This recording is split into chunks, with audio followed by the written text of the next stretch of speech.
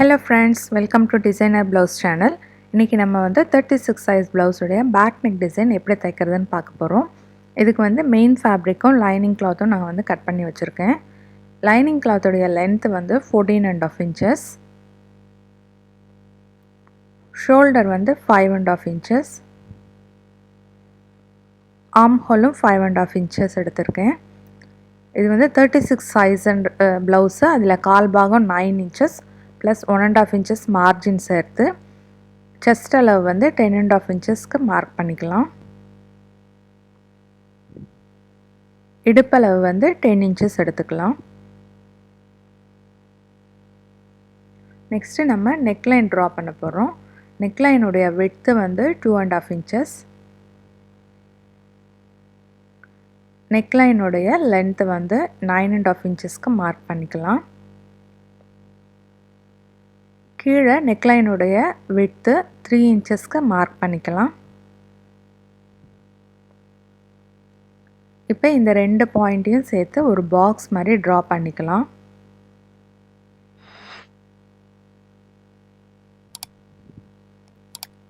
இதில் வந்து நான் அந்த வெத்தலை ஷேப்பில் நெக் டிசைன் ட்ரா பண்ண போகிறேன். பாருங்க, நான் வந்து இந்த வெத்தலை ஷேப்பில் இந்த நெக் டிசைன் ட்ரா பண்ணுறேன். நெக் லைனுடைய விட்த்தும் லென்த்தும் உங்கள் விருப்பத்துக்கு ஏற்ப எடுத்துக்கலாம்.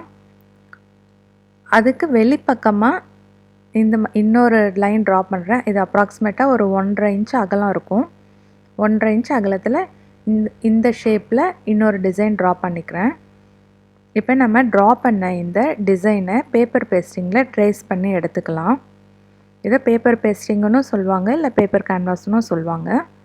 இந்த பேப்பர் பேஸ்டிங்கில் நம்ம ட்ரா பண்ண அந்த டிசைனை இந்த மாதிரி ட்ரேஸ் பண்ணி எடுத்துக்கலாம். பேப்பர் பேஸ்டிங்க்கு ரெண்டு சைடுமே டிசைனை இந்த மாதிரி ட்ரேஸ் பண்ணி எடுத்துட்டு வெளிப்பக்கமாக வரைஞ்சிருக்கோம் பார்த்தீங்களா, அந்த வெளிப்பக்க லைன் மேலேயே கட் பண்ணிக்கிட்டு வரலாம். இப்போ கட் பண்ண அந்த பேப்பர் பேஸ்டிங்கை இந்த க்ரீன் கலர் துணியுடைய ராங் சைடு மேலே வச்சு தைக்க போகிறோம். பேப்பர் பேஸ்டிங்குடைய ஷைனிங் பார்ட்டும் அந்த க்ரீன் துணியோட ராங் சைடும் மேலே இருக்கிறப்பெல்லாம் வச்சு அயன் பண்ணுறோம். அயன் பண்ண பிறகு இந்த வெளிப்பக்கமாக தைச்சிக்கிட்டு வரோம். நம்ம ஃபஸ்ட்டு பாருங்கள், அந்த ஷேப்லாம் கரெக்டாக நிறுத்தி நிதானமாக தைச்சிக்கிட்டே வரலாம். ஃபஸ்ட்டு வெளிப்பக்கமாக தைச்சிட்டு வரலாம். வெளிப்பக்கமாக தைச்ச பிறகு நம்ம ட்ரா பண்ண அந்த லைன் மேலேயே தைச்சிக்கிட்டு வரலாம். பாருங்கள், ஃபஸ்ட்டு வெளிப்பக்கம் தைச்சோம். இப்போ உள்பக்கமாக வரைஞ்ச அந்த லைன் மேலேயே தைச்சிக்கிட்டு வரோம். தைச்ச பிறகு எக்ஸஸ் இருக்கிற துணியெல்லாம் நம்ம கட் பண்ணி எடுத்துடலாம். பாருங்கள், இந்த மாதிரி எக்ஸஸ் இருக்கிற துணியை கட் பண்ணி எடுத்துடலாம்.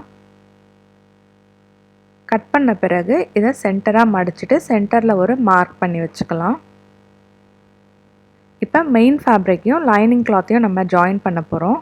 மெயின் ஃபேப்ரிக்குடைய ராங் சைடு மேலே நம்மளுடைய லைனிங் கிளாத்தை வச்சு அரேஞ்ச் பண்ணிவிட்டு பின் பண்ணிவிட்டு 4 பக்கமும் தைச்சிக்கிட்டு வரலாம். தைக்கும்போது கையால் சரி பண்ணிக்கிட்டே தைச்சிக்கிட்டு வரலாம். அப்போ தான் லைனிங் கிளாத் சுருக்கம் இல்லாமல் நல்லா நீட்டாக வரும்.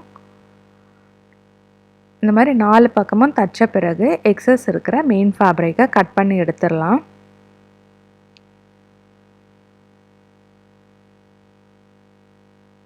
பாருங்கள், இப்போ எக்ஸஸ் இருக்கிற மெயின் ஃபேப்ரிக்கை நம்ம கட் பண்ணி எடுத்துடுறோம். கட் பண்ண பிறகு இப்போ நம்ம தைச்சி வச்சுருக்கிற அந்த க்ரீன் கலர் துணியையும் நம்ம தைச்சி வச்சுருக்கிற ப்ளவுஸோடு சேர்த்து ஜாயின் பண்ண போகிறோம். பாருங்கள், நம்ம இந்த மாதிரி வச்சு அரேஞ்ச் பண்ணிவிட்டு நம்ம ட்ரா பண்ண அந்த லைன் மேலேயே இப்போ தைச்சிக்கிட்டு வரோம்.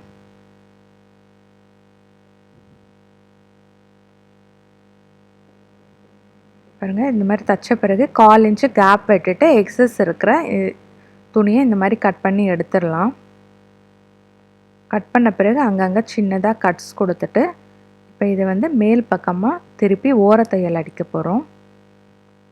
பாருங்கள், இதை இந்த மாதிரி மேல் பக்கமாக திருப்பி எடுத்துட்டு இந்த பேட்ச் ஒர்க்கை ஒட்டி ஓரத்தையல் அடிச்சுக்கிட்டு வர போகிறோம்.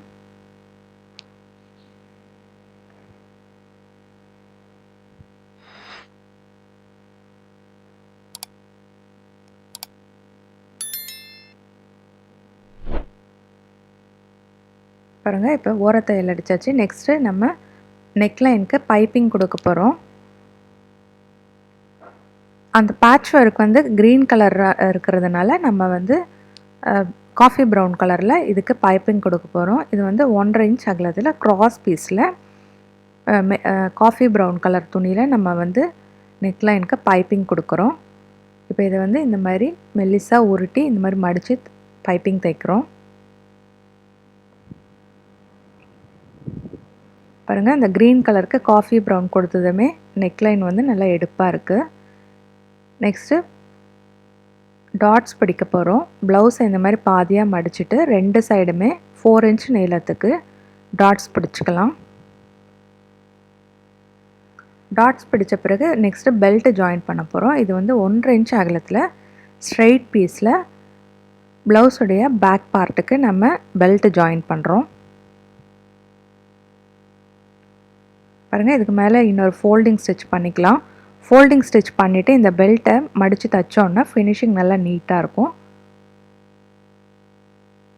இப்போ இதை இந்த மாதிரி இந்த பெல்ட் பார்ட்டை மடித்து தைக்கிறோம். நம்ம தைச்ச அந்த பேட்ச் ஒர்க்கை இந்த மாதிரி கொஞ்சம் வெளியில் பக்கமாக எடுத்து விட்டுக்கலாம். பாருங்கள், இப்போ நம்ம பெல்ட்டை கம்ப்ளீட் பண்ணியாச்சு. பெல்ட் பார்ட் கம்ப்ளீட் பண்ண பிறகு அந்த பேட்ச் ஒர்க்குடைய இன்னொரு பக்கமும் தைச்சி ஃபினிஷ் பண்ணிட்டு வரோம். அந்த வளைவுலலாம் நல்லா பொறுமையாக நிறுத்தி நிதானமாக தைச்சிக்கிட்டே வரலாம். அப்போ தான் ஷேப் நல்லா அழகாக இருக்கும். நெக்ஸ்ட்டு இந்த அவுட்டர் சைடில் லேஸ் வச்சு தைக்கிறோம். இப்போ நான் வந்து இந்த ட்ரையாங்கிள் ஷேப்பில் இருக்கிற லேஸ் வச்சு தைக்கிறேன். நீங்கள் உங்கள் விருப்பத்துக்கு ஏற்ப எந்த ஷேப் லேஸ் வேணாலும் வச்சு தைச்சிக்கலாம்.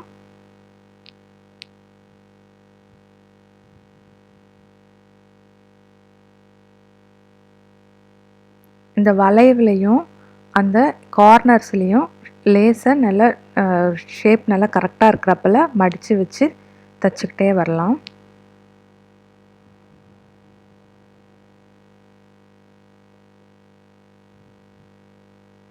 இப்போ லேஸ்க்கு இன்னொரு பக்கமும் நம்ம லேஸுக்கு இன்னொரு சைடும் தையல் போட்டுக்கிட்டே வரோம். லேஸ் வந்து எப்போவுமே 2 சைடுமே தைக்கணும். அப்போ தான் லேஸுடைய ஃபினிஷிங் நல்லாயிருக்கும். நெக்ஸ்ட்டு இது வந்து 2.5 இன்ச்சு நீளம் 2.5 இன்ச்சு அகலத்தில் மெயின் ஃபேப்ரிக்கில் சின்ன சின்ன பீசஸாக கட் பண்ணி வச்சுருக்கேன். அதை வந்து இந்த மாதிரி ட்ரையாங்கிள் ஷேப்பில் மடித்து தச்சுக்கலாம். இது வந்து டோட்டலாக நான் வந்து 6 பீசஸ் கட் பண்ணி எடுத்திருக்கேன். 6 பீசஸையும் இந்த மாதிரி ட்ரையாங்கிள் ஷேப்பில் நம்ம மடித்து தச்சுக்கிட்டே வரலாம். தைச்சதை இந்த ஊசி நூல் வச்சு இந்த மாதிரி ரன்னிங் ஸ்டிச் வச்சு 6 பீசஸையும் சேர்த்து கோர்த்துக்கலாம். பாருங்கள், இந்த மாதிரி ரன்னிங் ஸ்டிச் வச்சு நம்ம இந்த 6 பீசஸையும் ஸ்டிச் பண்ணி எடுத்துக்கிறோம்.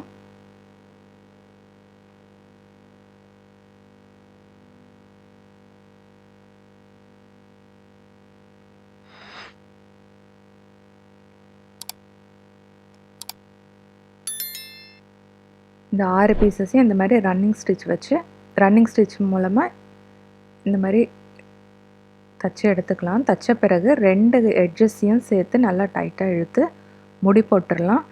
இந்த மாதிரி டைட்டாக முடி போட்டோன்னா நமக்கு ஒரு ஃப்ளவர் ஷேப்பில் கிடைக்கும். பாருங்கள், இந்த மாதிரி நல்லா டைட்டாக இழுத்து முடி போட்டு கட்டிடலாம்.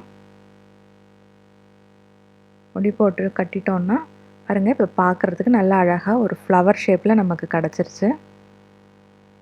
இந்த ஃப்ளவரை இந்த மாதிரி சென்டராக வச்சு கையால் தச்சு எடுத்துடலாம் ஊசி நூல் வச்சு.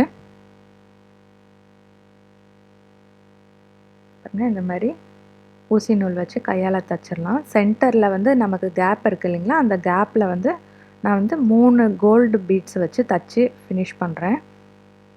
நான் வந்து கோல்டு பீட்ஸ் வச்சு தச்சுக்கிறேன். நீங்கள் விருப்பப்பட்டீங்கன்னா கடையில் ரெடிமேடாக கிடைக்கும் பார்த்தீங்களா, கல், அந்த மாதிரி கல் கூட வாங்கி வச்சுக்கலாம். நெக்ஸ்ட்டு நம்ம ரோப் ரெடி பண்ணுறோம். ரோப்போடைய ஹேங்கிங்ஸ் இந்த மாதிரி மடித்து தச்சுக்கிறோம். இது வந்து 5 இன்ச்சு நீளம் 5 இன்ச்சு அகலத்தில் மெயின் ஃபேப்ரிக்கில் 2 பீசஸ் கட் பண்ணிவிட்டு அதை வந்து இந்த மாதிரி மடித்து ரோப்பில் ஜாயின் பண்ணி நம்ம ஹேங்கிங்ஸ் ரெடி பண்ணிக்கிறோம். பாருங்கள், இப்போ நம்மளுடைய ரோப் ரெடி ஆயிடுச்சு. ப்ளவுஸ்க்கு ப்ளவுஸில் வந்து ஈவனாக மார்க் 2 சைடும் ஈவனாக மார்க் பண்ணிவிட்டு நம்ம ரெடி பண்ண அந்த ரோப்பை வச்சு ஜாயின் பண்ணிட்டோன்னா நம்மளுடைய டிசைனர் ப்ளவுஸ் ரெடி ஆயிடுச்சு. பாருங்கள், இது தைக்கிறதுக்கு எவ்வளோ ஈஸியாக இருக்குது, பார்க்குறதுக்கும் அவ்வளோ நல்லா இருக்குது. நம்மளுடைய சிம்பிளான டிசைனர் ப்ளவுஸ் ரெடி ஆயிடுச்சு. இந்த வீடியோ உங்களுக்கு பிடிச்சிருந்ததுன்னா லைக் பண்ணுங்கள், ஷேர் பண்ணுங்கள், சேனலை மறக்காமல் சப்ஸ்கிரைப் பண்ணுங்கள். மீண்டும் அடுத்த வீடியோவில் சந்திக்கலாம்.